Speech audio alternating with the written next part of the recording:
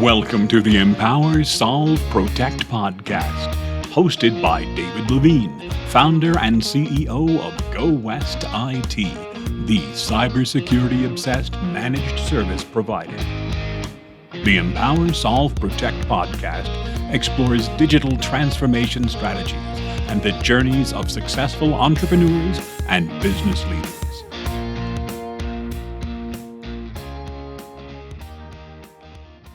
Hello and welcome. I want to introduce you all to our guest today, Adam Roderick with Datateer. Adam is the CEO of Datateer, and Datateer specializes in data management, data analytics via visualization and real-time reporting for data-driven decisions. Adam and I have had a couple conversations before. I'm really looking forward to this today. Adam, thanks for being with us. Yeah, I appreciate it, David. Thanks for having me. Can you start off by just telling people a little bit about yourself, maybe how you got here, how you ended up at Datateer running this company, and so we know who we're visiting with? Sure. My background has been a lot in software engineering, software product development, and I got into data, and it was a really interesting space. It was kind of 5 or 10 years behind all the good practices in software engineering. But what's interesting is everybody has ambitions about what they want to do with data. But it's really hard to get there. And the market, I think, especially like on the SMB market, is they have these ambitions, but maybe not the resources or the capability in their companies to actually realize what they're trying to do. So that was the initial idea behind Datateer, is try to bring all the big company capabilities so that they're able to leverage data the way they want to in a way that SMBs can actually accommodate and use. Yeah, I'm glad you started talking about companies, particularly SMB companies, using data. I talk with businesses all the time for a myriad of reasons, vendors that we use, customers that we work with, just other people running businesses. And I think the topic of data management comes up very frequently. And one thing that's interesting to me is the different stages that businesses are in their journey to really leveraging data. I think the AI frenzy, particularly around large language models, has probably driven some of that. But what's interesting to me is that I almost have to find out from a business where they are in that data journey, how mature they are from a data management standpoint, almost before we can really get into the nuts and bolts of any deeper discussions about how they might use data or leverage AI. Is there anything that you use to kind of figure out a business's maturity level when it comes to where they are with data? Is there a way that you kind of gauge that, or do you have stages that you think about? Yeah. I've heard the term AI readiness a lot, because I think people see what's possible with AI, with especially generative AI like ChatGPT, this conversational interface, and I think that's fueled people's ambitions about what they want to do with data and how they want to impact their business. But you're right, it's at all different levels of maturity, and I really don't think it's actually that different from when people see like a great data visualization or a great dashboarding tool. Even 5 years ago, they want that. Like, they could see how that can impact their business. They could see how they can make this data come alive and actually help them make decisions. But they don't have maybe that data foundation underneath of all the data in one place. It's organized, it's meaningful, and they can actually use it to visualize, which is the tip of the iceberg. And I think some of the AI stuff recently is another, it's the top layer. It's the thing that it's tangible and people can see it and understand it. But if there's not that data foundation underneath, you really can't make use of that top layer and get the value out of it. And I think there's a lot of maturity frameworks and things like that, but I think there's just a few stages. One is like, we're all on spreadsheets, everybody's doing the best they can, like manually pulling data out of systems and trying to make sense of it.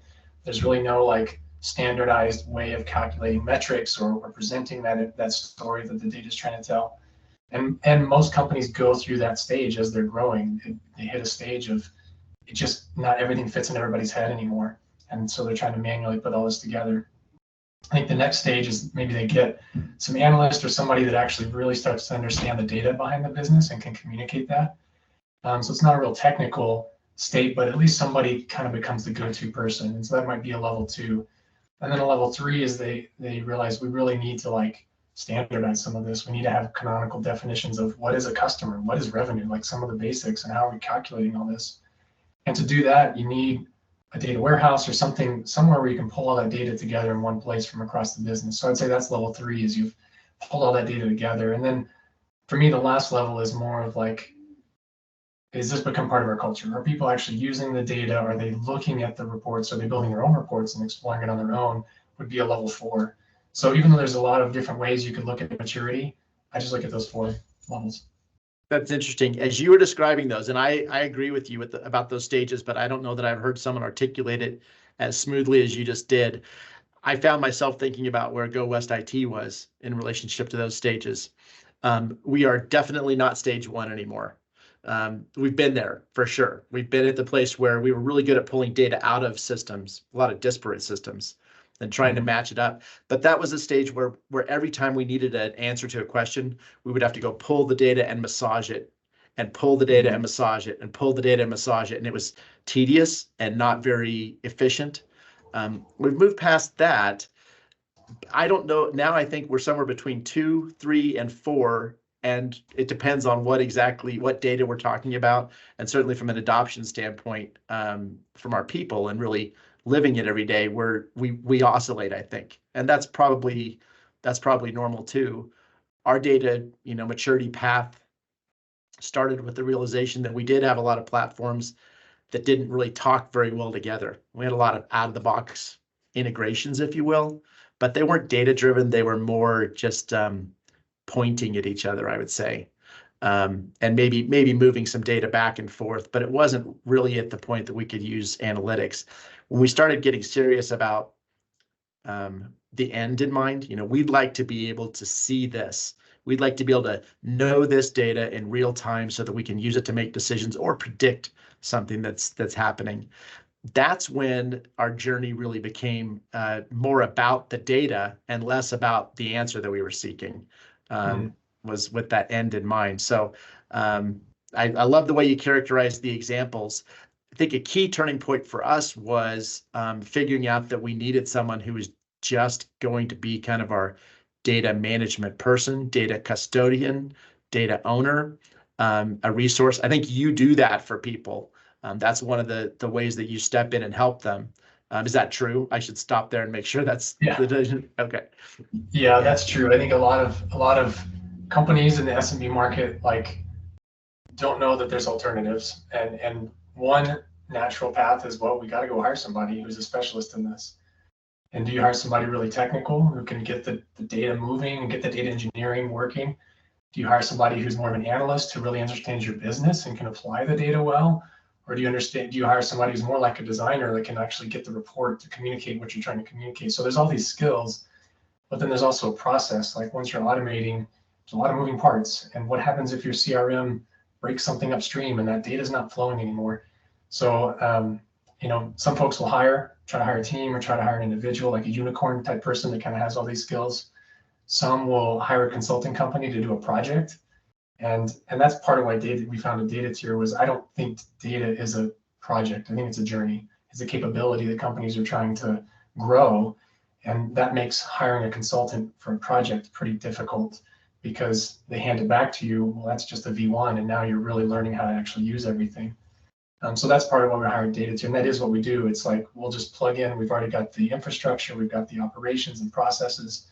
So we can just start focusing on this journey aspect of like, what are the questions you need answered? What data do you have access to?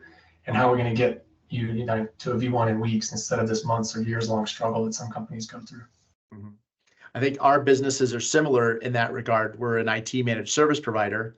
So we're doing a lot of things for our customers day in, day out behind the scenes that they wouldn't necessarily know to pick up the phone and ask for. It's rare the customer would say, hey, did you check the antivirus today? Did you check the firewall, the firmware version? Are we up to date? They're just expecting that we're doing that for them.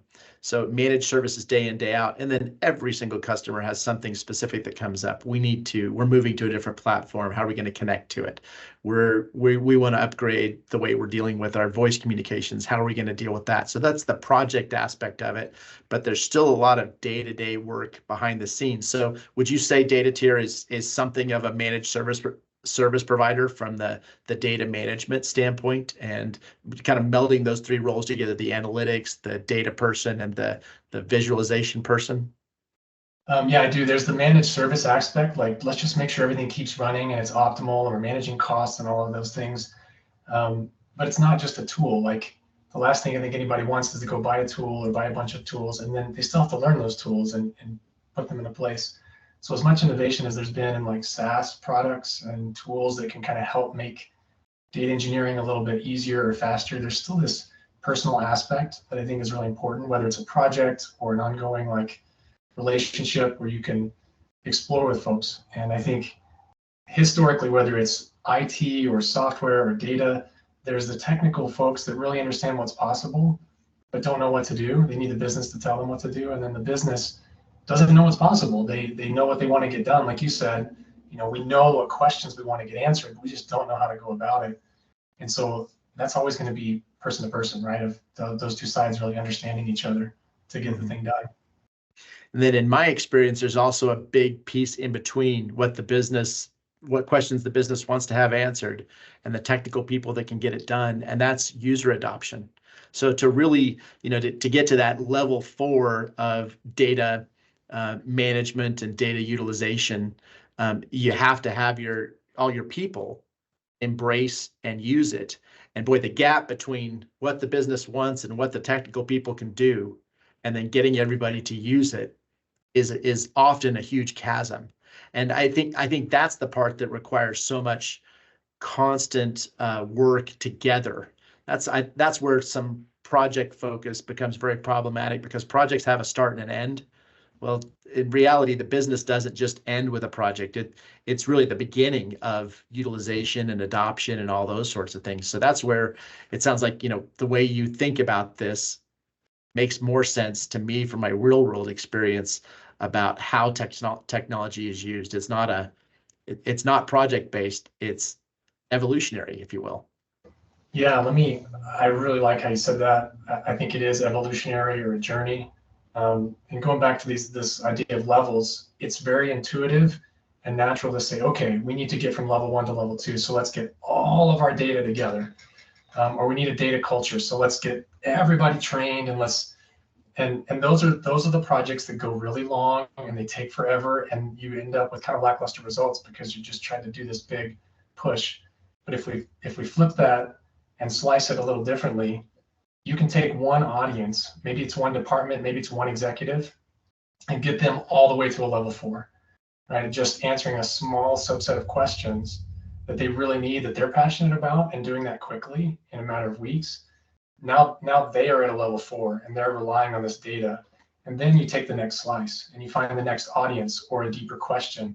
And you go through all of those levels. So your entire business maybe is sitting at a level 2 or level 1. You're still kind of manually pulling for the most part, but you've all of a sudden, you're realizing this value slice by slice all the way through. And so then you start to develop this data culture just slice by slice instead of trying to lift the whole company at once. Yeah, you also get then individual contributors starting to understand the potential, and then just the kind of people that you want on your team who will dive in and just start to use it. So I know just recently at Go West IT, I was made aware of something that we are doing that I had no idea it was in the works. I don't know that it was certainly not something that was on an initiative board or anything that we had collectively decided to do, but a couple of individuals said, wouldn't it be nice if, and they just kind of took that to fruition. And it is that, we're going to have some reporting that is basically always up to date for a customer. And when the customer calls and asks for it, it'll be just a matter of sending the current version. And in a format that we didn't really think no one had even thought to ask it before. So that's when, the real power starts to become evident. And I think data engineering and analytics, it's sometimes hard to calculate the ROI real specifically. So I think as leaders, sometimes we have to recognize those little shifts in productivity, efficiency, momentum that resulted from the investment in data and ongoing data management to really be able to justify what is a lot of effort to make it work right. Yeah, I agree. It sounds like you're starting to see that flywheel turn of like you had this experience of, you've got your data to a point that it's usable. You've got your culture to a point like that level 4 that people understand what's available to them and what they might be able to do. And then now they've taken the initiative and actually done something that wasn't part of your centralized, controlled, data work, but you've created this capability in your company that individual contributors can then take and do more than they could do otherwise. Yeah, yeah. Can you tell me a little bit about how you get started with a business, and how you even get introduced? I know you've got a great website, but I suspect that if you're like most small businesses, there's a lot of referral activity. Let me wave my hands so my lights go back on here. A lot of referral activity. And how is it that you get introduced to people? And then how do you start with a customer? How do you figure out where they are on that journey and then get engaged with them? Yeah, that's a great question. We do have the website, and so folks will find us sometimes, but more often than not, we work with vendors that are in this space, BI tools or data warehouses, and they will refer in or managed IT companies, IT services companies. So referrals are a big deal, and mostly because this is important. This is not like swipe a credit card and let's see if this works. This is an investment, a strategic move that companies are making. Before they even decide to contact somebody like Datateer, at some point, the executive team or a champion has said, we're going to do this. We're going to make use of our data and we're going to level up this capability for all the right reasons. So for us, we try to understand the situation. We do have an operating model that's pretty standardized, and we're optimized around SMBs. We're not out chasing like Fortune 500 companies and everything's super customized and takes expensive to put it all together. We've got a platform and a process that really works well with SMBs. And so when we're talking to them, we're really just saying like, who are the audiences that you're trying to address? And if it's too long of a list, let's start with just the first few so we can slice it. What questions are they trying to answer? And what data do you have available either in your business or accessible to you that might be able to answer those questions? And so once we can kind of put together that first slice, then we implement that in just a few weeks. And so by the end, it's all automated.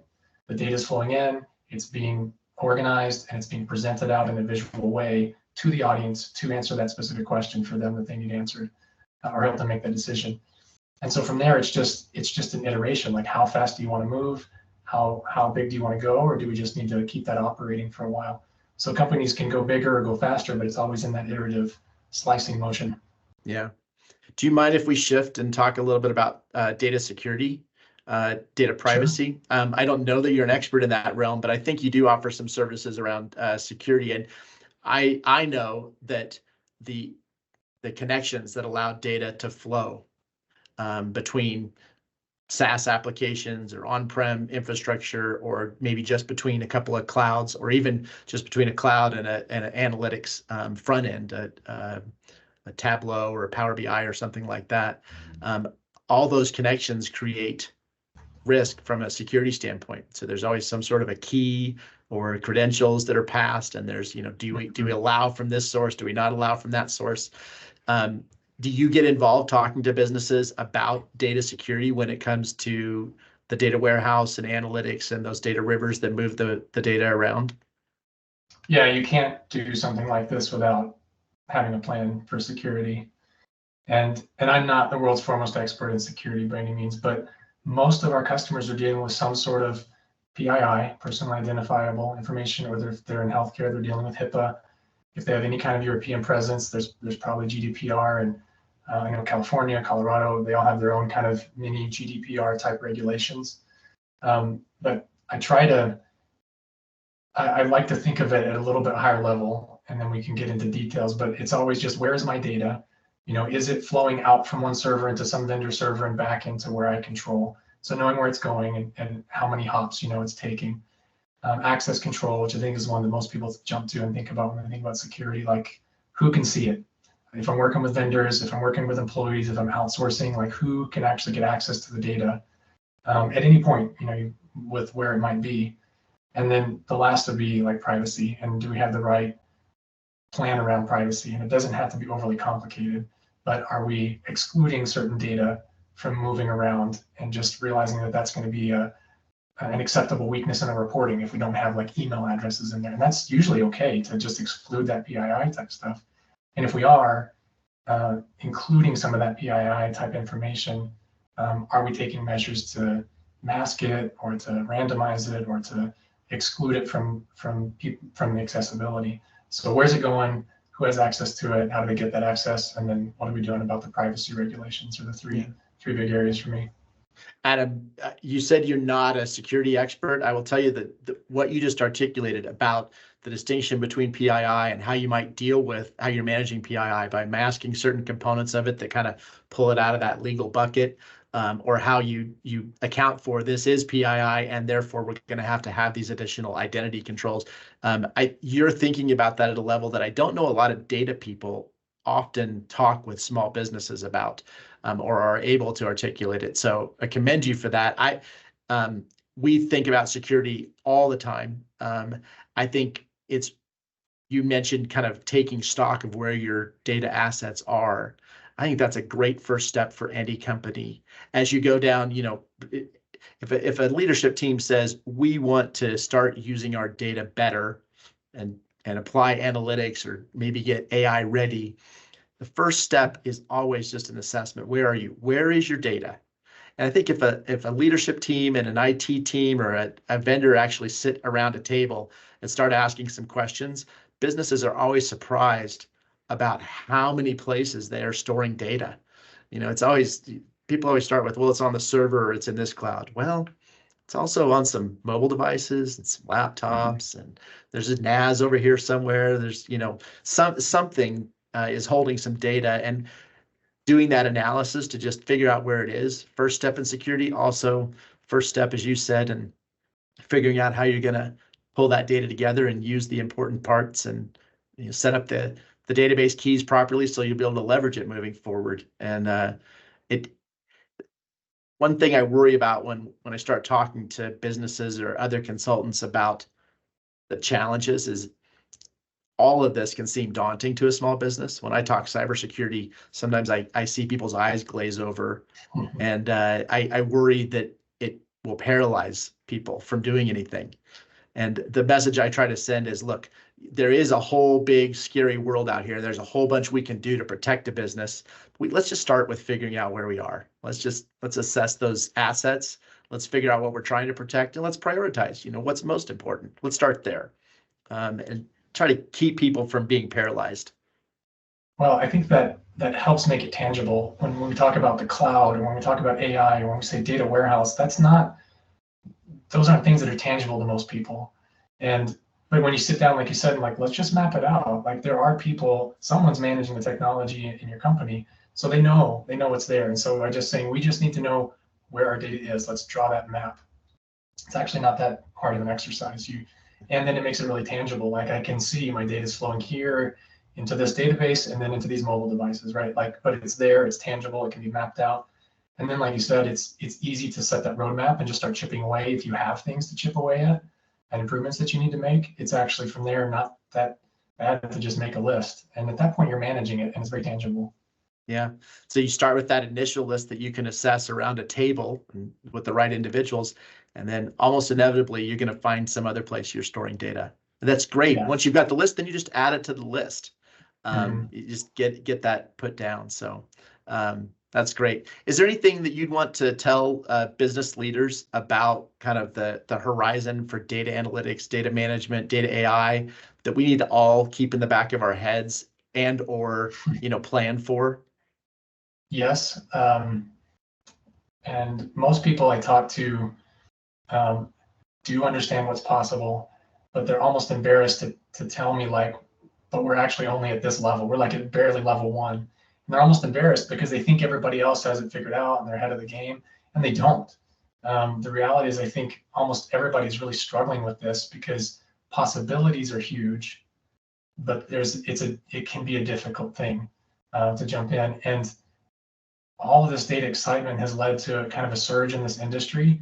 There's a lot of people in this industry that have 3 years experience or less. And so I think a lot of the struggle is, I'm going to go hire somebody, but I can only find junior folks. The senior folks are way too expensive. And so you get into this situation where you're making it harder on yourself, and then it feels even bigger and even more daunting. And then you wonder why you can't make all this progress. So I think coming at it a little bit different way, we're going to see a lot of innovation around AI, a lot of different applications come out, and the ideas and the ambition and the possible impact are not going to go away. They're just going to get bigger. But there's this foundational aspect that right now is really hard to understand, and people feel like they're behind. You're probably not. So any investment you make there to get that foundation is going to actually get you ahead, even if you don't feel like you're hitting your wild ambitions about what's actually possible in the long term. Yeah, that's great. I don't think I could have said that any better, Adam. So I'm going to leave it there if that's okay with you. I think that was a great discussion. I really enjoy talking with other business leaders about these types of challenges, data, security, things that we're all grappling with. I like to grapple with it, and I really appreciate the time you spent with us today. I look forward to talking with you again soon. That sounds great. Thank you. Take care. Bye. If you enjoyed this episode of Empower, Solve, Protect, please subscribe, like, and tell a friend. The Empower, Solve, Protect podcast is sponsored by Go West IT, your expert guide to the digital frontier.